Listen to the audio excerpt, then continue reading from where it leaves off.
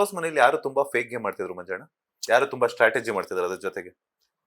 Fake ಅಂದ್ರೆ ನಾನು ತ್ರಿವಿಕ್ರಮ್ ತುಂಬಾ ಅಂದ್ರೆ ಬ್ರಿಲಿಯಂಟ್ ಆಗಿ ಆಟ ಆಡ್ತಿದ್ದ.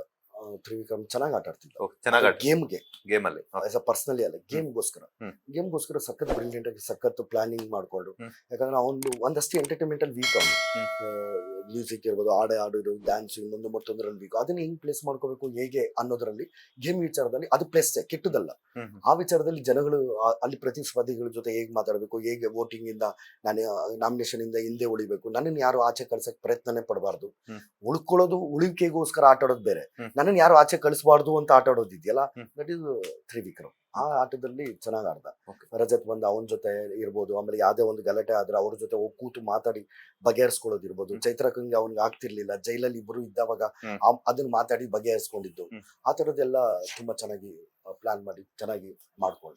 ಓಕೆ. ಇನ್ನೊಂದು ಸೋಷಿಯಲ್ ಮೀಡಿಯಾದಲ್ಲಿ ಚರ್ಚೆ ಆಗ್ತಿರೋದು ಏನಂತಂದ್ರೆ, ಸೊ ರಜತ್ ಅವ್ರ ಆಗಿರ್ಬೋದು, ತ್ರಿವಿಕ್ರಮ್ ಆಗಿರ್ಬೋದು, ಹನುಮಂತು ಆಗಿರ್ಬೋದು, ದರ್ಶನ್ ಅವರ ಫ್ಯಾನ್ಸ್ ಅನ್ನೋ ಒಂದು ಕಾರಣಕ್ಕೆ ಟಾಪ್ 3 ಅಲ್ಲಿ ಬಂದಿದ್ದಾರೆ ಅಂತ. ಸೊ ಏನ್ ಹೇಳ್ತಾರೆ?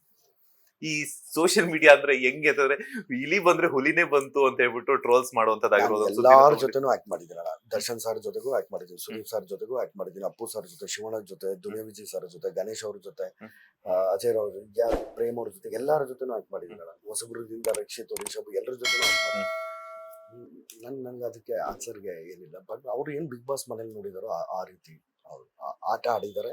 ಅದೇ ರೀತಿ ಜನಗಳು ಅವ್ರಿಗೆ ವೋಟ್ ಮಾಡಿ ಆ ಪ್ಲೇಸಸ್ ಕೊಟ್ಟಿದ್ದಾರೆ. ಅಷ್ಟು ಬಿಟ್ರೆ ನಂಗೆ ಇದ್ರ ಬಗ್ಗೆ ಎಲ್ಲ ಅವ್ರ ಫ್ಯಾನ್ ಇವ್ರ ಫ್ಯಾನು ಅದ್ರ ಬಗ್ಗೆ ಎಲ್ಲ ನಾನೇನು ಮಾತಾಡಲ್ಲ. ನನಗದು ಬೇಡದೇ ಇರೋಂಥ ವಿಚಾರ. ಲೇಟೆಸ್ಟ್ ಹಾಗೂ ಇಂಟ್ರೆಸ್ಟಿಂಗ್ ಸುದ್ದಿಗಳಿಗಾಗಿ ಬಾಸ್ ಟಿವಿ ಕನ್ನಡ ಚಾನೆಲ್ನ ಸಬ್ಸ್ಕ್ರೈಬ್ ಮಾಡಿ. ಹಾಗೆಯೇ ಬೆಲ್ ಐಕಾನ್ ಪ್ರೆಸ್ ಮಾಡಿ. ಇದರ ಜೊತೆಗೆ ಫೇಸ್ಬುಕ್, ಇನ್ಸ್ಟಾಗ್ರಾಮ್, ಎಕ್ಸ್ ನಲ್ಲೂ ಮಿಸ್ ಮಾಡದೆ ಫಾಲೋ ಮಾಡಿ.